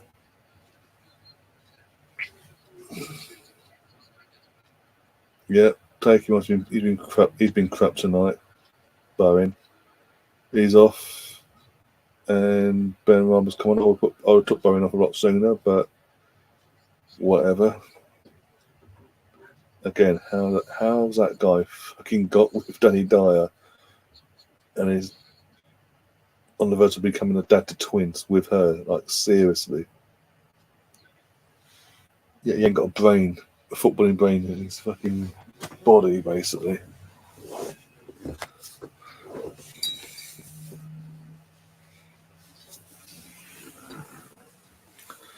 Benzema said class all in their 30s. Exactly. Exactly. I'm just hoping that worst case scenario. Not best, I'm just hoping for a scenario where after the first leg it's still like close. What the fuck was that? The goalie was off his line and 4-0 drilled it against the floor basically, and it still went wide. Fucking moron.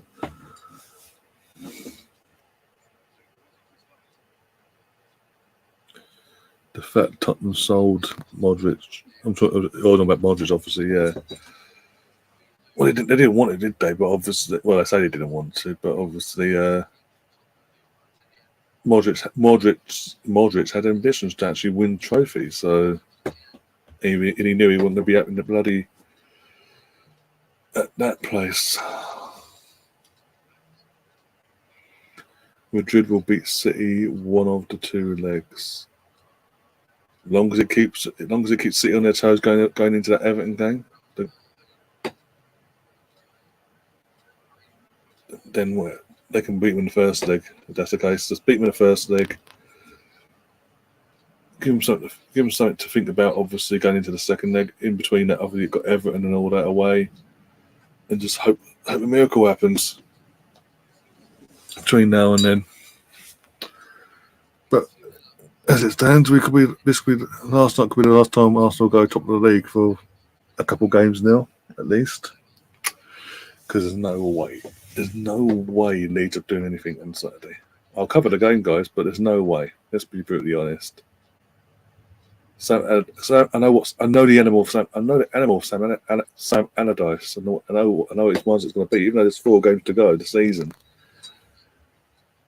And in the predicament that Leeds are in the fixtures that the rivals have got around them, he'll be like, "It's Man City. We'll write off. We'll take the pump in today.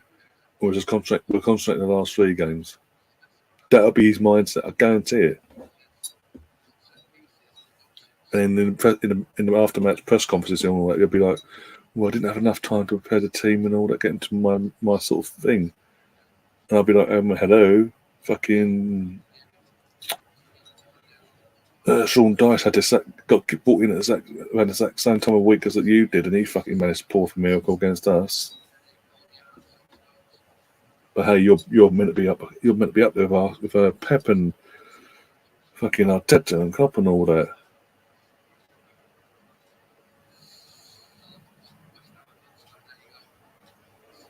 So I'm praying for Leeds. I'm praying for a Leeds miracle, for fuck's sake. Even if Leeds somehow get a draw on Saturday, I'll take it by some miracle. Park the bus, FC, if you have to. Just park the fucking bus and defend.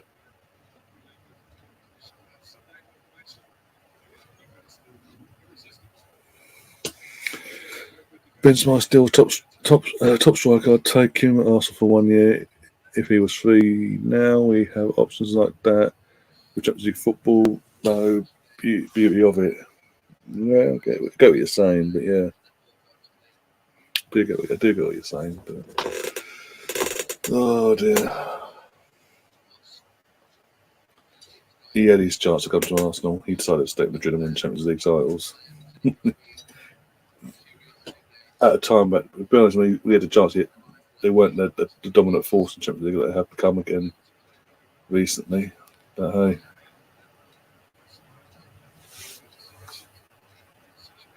Oh, yeah. Oh, I swear to God.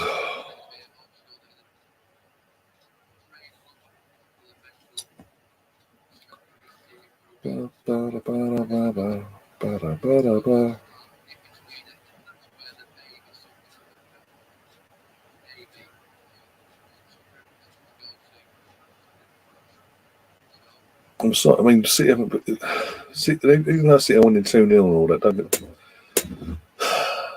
they've not exactly pulled up trees tonight. They've not exactly been going in first gear, haven't they? They've just been gifted 2 goals against the runner. Say against the runner playing to the extent of it didn't look like they were going to be able to break them down. That West Ham actually fucking do their job today defensively, but no. And if Bonner doesn't do that mistake in the first goal and they stay switched, he doesn't play Ireland on time for the second. This will be 0-0 still. We're all thinking, well, hey, a few more minutes. Hang on, guys, come on. And City, we get more and more frustrated as well. I mean, we've seen it for the last couple of months. The way they haven't exactly pulled up trees in these games, they're just not finding a way, just falling over, not just getting over the line, basically. Oh my fucking god! Seriously, Phil Foden as well on the half volley from the outside of the box. Fuck's sake! Yeah, Leeds are getting pumped. We actually need a miracle. We need a miracle. We need a miracle. We need somebody to take some points off City. Ugh, fuck's sake. Fabianski, I know you're old, mate, for fuck's sake. I want to wrap up now, but it's like there's 5 minutes to go. It's like, I want to go. I want to go. Oh, God's sake.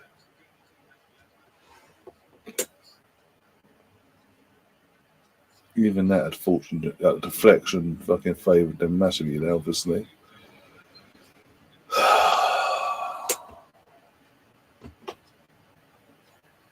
This is a sign, isn't it? Let's be honest. Do I bother? Guys, let me know in the chat. Do I bother doing the game for Saturday? The Man City Leeds game, sorry, on Saturday.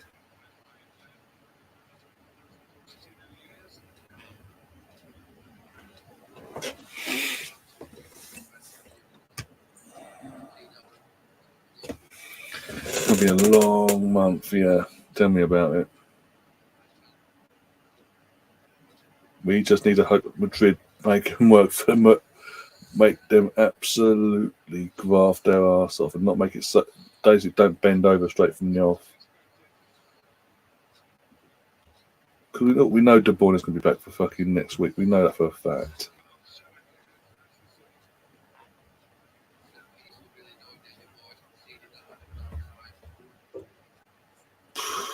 Oh, I wish, Chris, I wish. If West Ham had done their job tonight and hadn't fallen in the second half to Man City the way they have, I would start to feel your sort of optimism there, but I don't know. Maybe just maybe with 4 games to go, maybe because it is 4 games to go, maybe you won't throw it. Throw it. We'll take a hit sort of thing. Because knowing obviously a big payer who if he keeps them up and all that, maybe he might set them up to defend for their lives, basically, and try and get a point out of there, basically. Maybe. You never know. But I don't know. It's just Sam, isn't it? It's just Big Sam. Fuck's sake.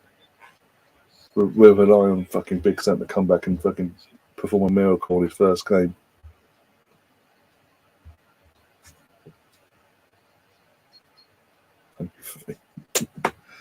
Second in Champions League is now to look at the summer transfers. I mean, it's only a point ahead of us, and obviously I know they're playing Leeds on the weekend. Obviously, it all depends on our game, really, our next one. In terms of Newcastle, because if we were to win that, what would it be back to a point? It'd be a point behind them still, assuming they were to win on Saturday. Fuck's sake. And then obviously, and then they have Everton away in between the Real Madrid game. That I said that Everton away is the first of the 3 remaining games that they could screw up. They could get caught in. They could get caught up in Man City. Sorry, but you never know. And we've just got to go to Newcastle on Sunday now. We know what we've got to do to keep the pressure on City. We know what we've got to do. Go there, get the win, Easier said than done, obviously, but go there, get that win, and move on to Brighton the following week, and then Forest on the birthday, and home to Wolves in the last game of the season. We just got to hope that, as I say, we just got to hope that Real Madrid don't bend over and don't let fucking City walk all over them, basically, make them actually work, show their experience, basically. Madrid need to show their experience, basically. If they can, if the first leg is still like 0-0, 1-0, or 1-0, or whatever, the tie's not dead, basically, after the first leg. Either way, from either side, sorry.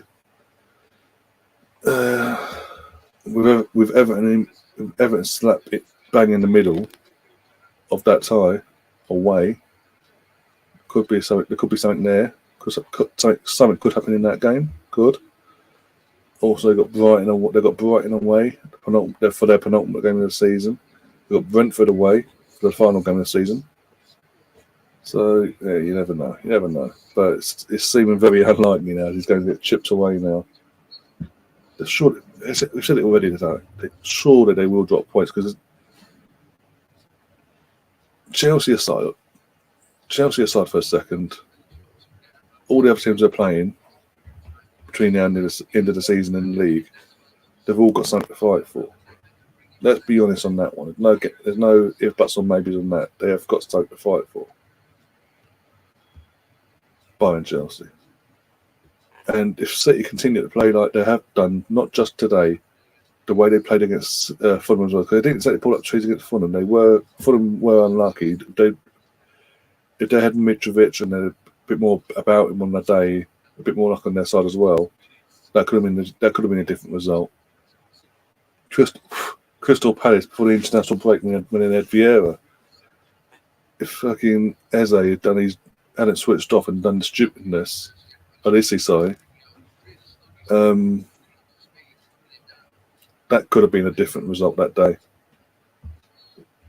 All it takes is for Man City to keep playing like they have been, in terms of against like they've done tonight, even though they're winning 3-0. It just takes a team with a bit of know-how, a bit of gumption about them to punish Man City playing like this, for them to drop points. So again, you never know, but it does, as I say, it does seem unlikely, but you never know. Until it's mathematically done and dusted, we just got to cross our fingers and toes and everything else in between. Let's see what happens.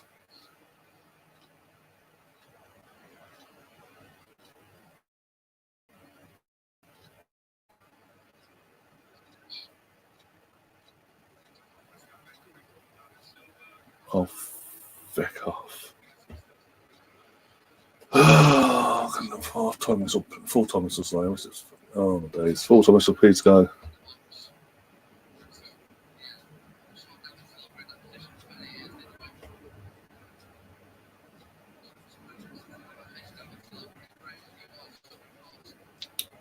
I mean, look at this. For the fans that did turn out today, at the home crowd-wise, look how many empty seats are now there. How many of them was getting up and going home? They don't really appreciate what's happening, but whereas we do clearly. But okay, it's disgusting. You're that arrogant, that cocksure of yourself that you feel you can leave before the end of the final whistle. All that. Fucking hell.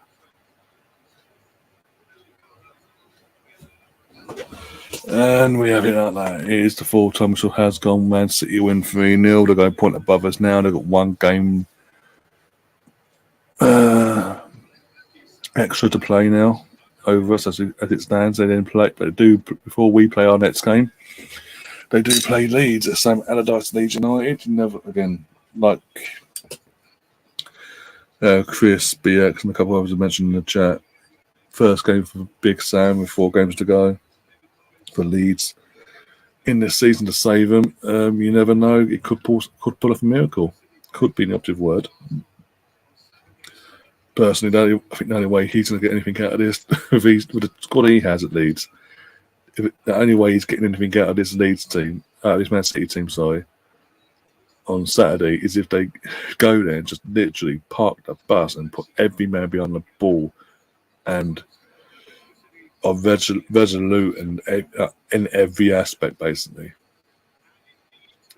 But yeah, it is what it is. We're going to go now. I'm going to go off, get some sleep, get some shut-eye, get myself rested, go again for the rest of the week. I will be back. Oh, I think we're on today on Wednesday today. I can't remember. It was Wednesday.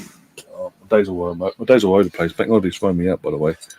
We're on Wednesday. Probably might be tomorrow. Definitely back on Friday for the WSL match between Arsenal and Leicester City women's teams, respectively. The WSL for our normal league fixture this weekend. Not one of our games in there, sadly, but it is what it is. Yeah, so back for that from Friday, and then Saturday. Guys, do let me know in the chat bar before I do wrap things up. If you want me to do the match, if you want me to do the Man City Leeds Watchalong or not.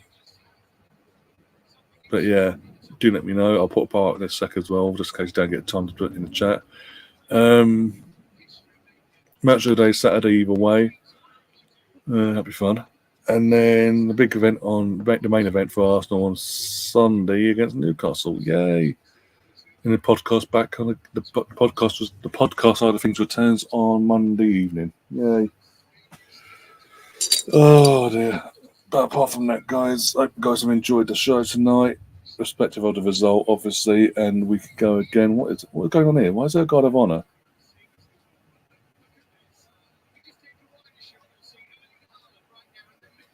They're actually giving Erling Haaland a God of Honor because he's broke the Premier League record. Because he's broke. Half the fans have left, by the way, and they're literally going, "Oh, let's give him a God of Honor!" Hey! Like all the staff and players and all that. Pep's got God of Honor, but half the fans have all. How unappreciative of that! You know he's broken the record that stood with Andy Cole and Alan Shearer, respectively. He broke that record with games to spare, and the fans are just pissed off. Most of the fans are just pissed off for the full-time whistle. What a joke! Oh dear, what a fucking joke! Oh my days! But it is what it is. So back either tomorrow for podcast itself will be back on Monday. After a couple of weeks hiatus because of fixture schedule and all that being all over the place, it is what it is. But yeah, in terms of that, if you are new to the channel, do smash that like button, do subscribe and all that jazz, and do share the content around. It does massively help the more you do that. Until then, as always, oh dear, got to take the scoreboard down, and I'm tired. I'm so tired. Up the Arsenal. Come on, you Gunners.